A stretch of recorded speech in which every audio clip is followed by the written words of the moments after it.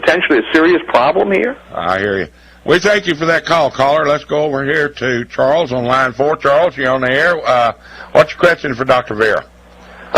Yes, Ed, what a great show, and Dr. Vieira, I'm really looking forward to coming down this Sunday in a couple days to Connecticut, where Dr. Vieira is going to be speaking at a get-together for the Committees of Safety. Okay, and, I'll tell you what, Dr. Vieira, would you tell us where that's at before Charles goes on here? That is going to be in Westport, isn't it, Charles? I think in particular it's in Westport at the library there. I hope you got a big room now, Dr. Vieira, because you just probably invited 1,000 or more people. Oh, wonderful. Okay. It's going to be, I think, from about 2 to 4 or from 3 to 4, somewhere in there. I think we're going to be starting about 2 on Sunday afternoon. The Committees of Safety, you can go to their website, committeesofsafety.org.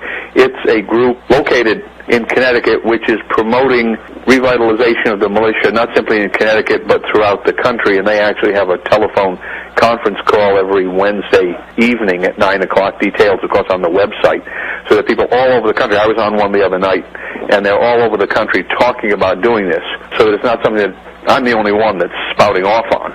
Well, that sounds good. Okay, what's your question? Yeah, and my question, that gets right to the point, because I'm coming down from New Hampshire, and we've been meeting, our small group has been meeting for a couple months now, Ed, and all the listeners out there, so we've already started our Committees of Safety group meetings on a small scale, working with, people who are producing food, and really some really great people, and we are gearing up to work towards educating our legislators on some of the legislation that Dr. Vieira has worked on. And Dr. Vieira, could you spend a little time, again, talking about the currency issue? I know in New Hampshire we have a gold money bill, and in Indiana there's one that's being worked on. I know Michael Ritz, a friend of Plains Radio, would be a great person to champion this specific. Could you talk about the gold money bills and how our states can become sovereign and get back to real money, and how that will help us in the coming economic troubles that we're about to have? Okay, starting from the top, we have a problem focused on the Federal Reserve System and the currency structure that's tied into the Federal Reserve System. And to be blunt about it, that has to be changed. That thing is unsustainable. You can't change it from the top down by simply creating a new currency overnight out of Congress. It's too complicated. You have to allow the market to take the alternative currency and begin to inject it into transactions so that we begin to develop a rational price structure as an alternative to what's out there now. So, okay, Dr. Vieira? Yep. Hold that thought. We're at another break. Dr. Vieira, you still with me? Yes, Ed, can I make one comment? Go ahead. To follow up on that call sure. Before the break, just so people will get this information. He's talking about a bill that I drafted several years ago for New Hampshire, and now they have taken that bill and recrafted a little bit to fit in Indiana, which begins to bring a state back on a sound monetary system as an alternative to the Federal Reserve. It's a way for the states to gain control of their own monetary destinies, get out from under the Federal Reserve, and bring some stability back into state government finance and ultimately into the state economy. People who want to look at that, you can go to a website, goldmoneybill.org, goldmoneybill.org, all one word. And that has the New Hampshire bill, the last version of the New Hampshire bill, and some explanatory material for those people that don't like to read statutes. And then if you want to see the Indiana bill, you go to the Indiana State Legislature website, the Senate bills, and you'll see that bill has just been put up there just a couple of days ago, very similar to the one that was drafted for New Hampshire. I also understand there are people in Oklahoma that are interested in this. I know for a fact that in Georgia they're interested in a similar bill, although they're going to use a slightly different structure in it. Which I also gave them a little bit of help on. And there are some people in California who are very interested. If you paid attention to the state of the finances of California, you'd know why.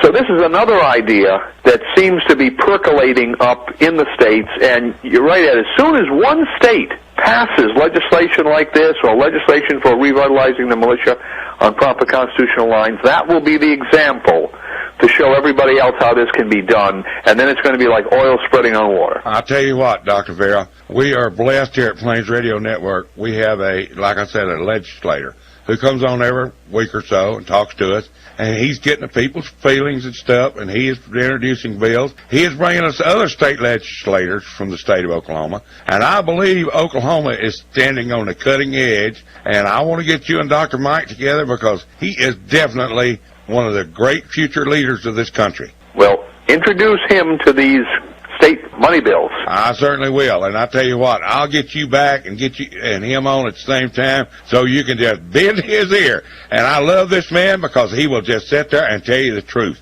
And he is an amazing person. All right, I tell you what, let's go to Hal on line 2. Hal, what's your question for Dr. Vieira? Dr. Vieira. Yes. Gracious good evening.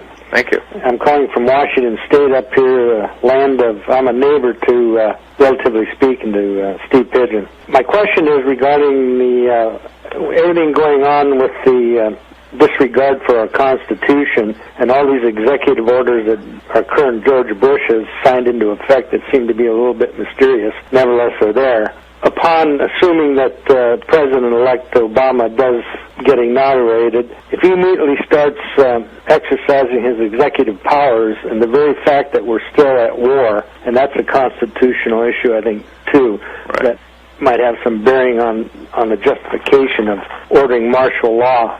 My concern is martial law, if it were enacted, and I suppose there's a myriad of things that might affect martial law and affect us as citizens and preclude us or prevent us from our patriot charge. I was just wondering if our efforts, in other words, I was wondering if you could comment on that. Well, martial law is a concept that is really, in a fundamental sense, alien to the Constitution. You don't see those terms used in the Constitution. In fact, if you go back to that period of time, martial law, Blackstone, the great commentator on English law with the Founding Fathers, really, he was their legal mentor. He says it's really not a species of law at all. It's a situation that arises out of an extreme emergency. And in fact, in our country, during the Civil War, or after the Civil War, you had some Supreme Court cases which made pretty clear that martial law could, or something equivalent to that, could never be declared or enforced while the courts remained open for the enforcement of the regular civil and criminal law. So it's something that would really apply solely in essentially a military context. The social order has broken down, or there's an invasion or insurrection or what have you. But even in those contexts, if you go back to our Constitution, what is the only body, the only institution, the only establishment to which the Constitution delegates the authority to exercise the laws of the Union, to execute the laws of the Union? It's not the Army, the Navy, Marines, what have you. It's not the regular armed forces, National Guard. It's the militia of the several states. So if we were looking at a situation where it was necessary to have that kind of extreme control, quasi-military control because of an epidemic or a natural disaster or perhaps a nuclear attack or whatever, you can dream up all sorts of scenarios. Our Constitution tells us what the institution should be to deal with that situation. And of course we see these executive orders and the Patriot Act, Military Commissions Act, and so forth and so on, going in exactly the opposite direction, going towards top-down control by the President, perhaps through Department of Homeland Security or through the military, even worse, when in fact the Constitution requires the bottom-up solution with the militia controlled ultimately by the people themselves. Now, if you ask me what is the likelihood of a martial law scenario occurring, in a locality, it's certainly possible. I mean, you have some purported anthrax attack or bomb or what have you, sure. But in a nationwide context, that would really be the signal to my mind that we've gone beyond the level of simply questionable executive orders and really into the level of usurpation and tyranny. We get some declaration of that nature.